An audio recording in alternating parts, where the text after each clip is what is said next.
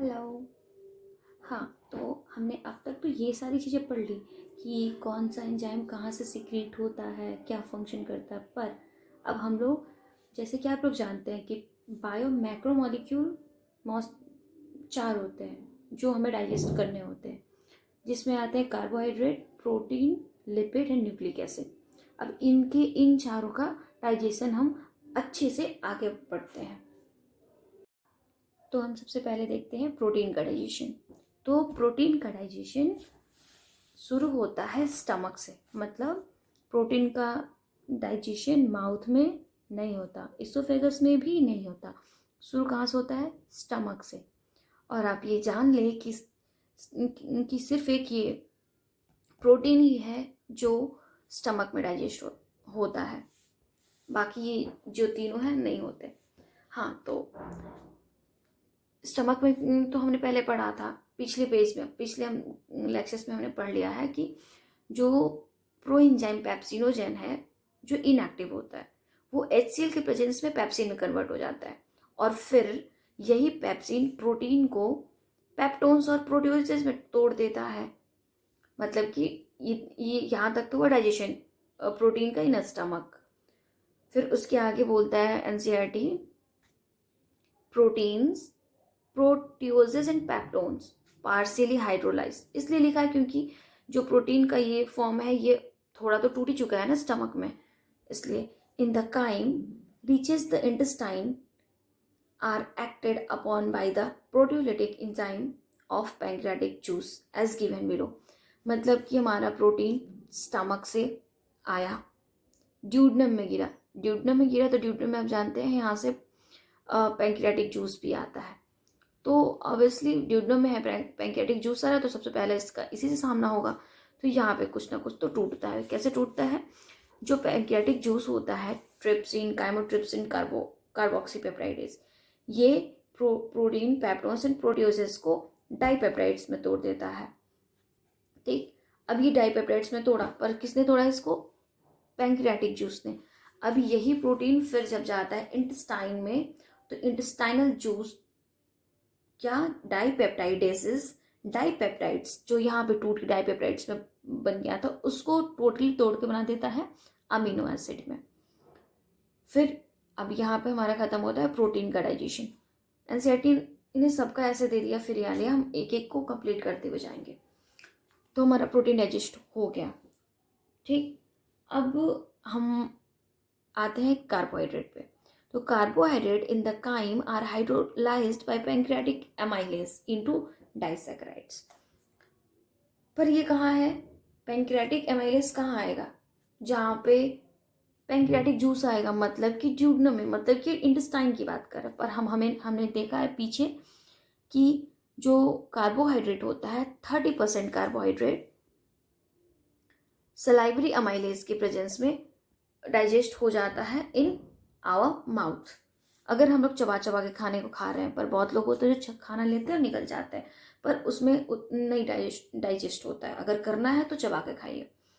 तो उसके बाद जो बचा हुआ कार्बोहाइड्रेट था वो आया हमारे इंटेस्टाइन में, वो हमारे पैंक्रियाटिक एमाइलेज से मिला और कन्वर्ट हो गया डाइसैकेराइड्स।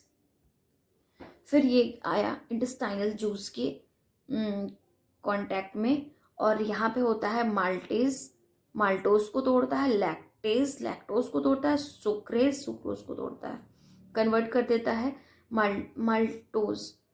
तो ग्लूकोज एंड ग्लूकोज, लैक्टोज टूटेगा, glucose and galactose, sucrose, sucrose से फीलिंग आ रही है शुगर, और शुगर मतलब मीठा मीठा फ्रूट्स होते हैं, तो आप याद कर सकते हैं सुक्रोज टूटेगा ग्लूकोज प्लस फ्रुक्टोज में।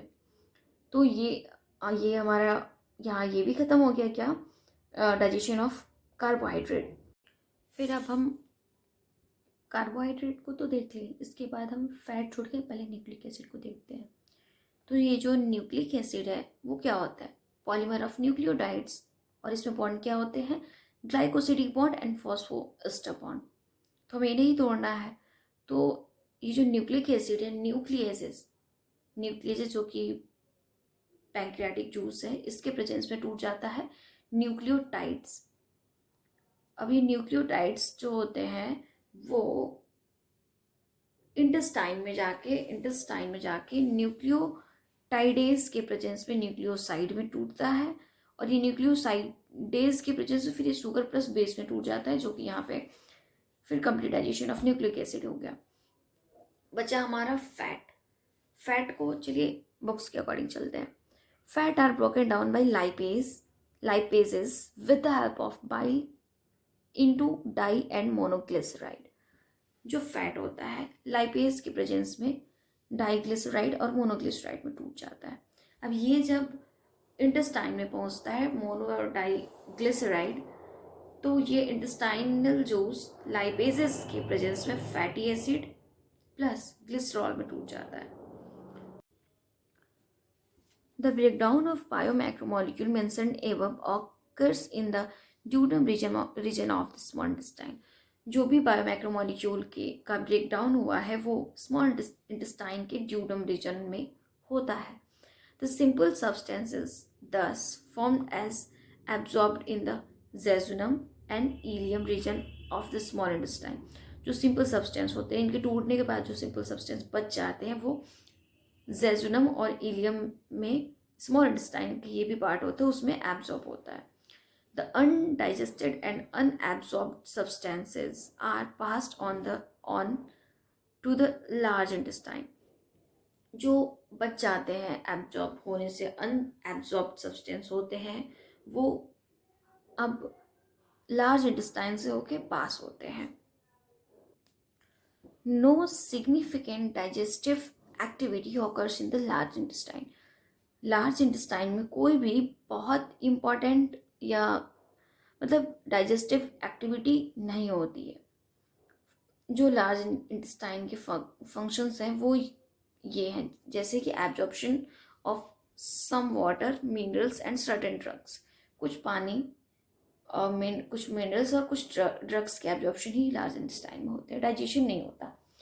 Secretion of mucus which help in adhering the waste undigested particles together and lubricating it for an easy passes। मतलब ये सिक्रीट करता है म्यूकस को, जो वेस्ट पार्ट है उनको, उन पार्टिकल्स को एक दूसरे में चिपका के रखने के लिए और उसको इजीली बाहर निकाल देने के लिए। तो आज की वीडियो में इतना ही, क्योंकि वीडियो बड़ा हो जाएगा, बोरिंग लगेगा। Thanks for watching. Please like and subscribe the channel.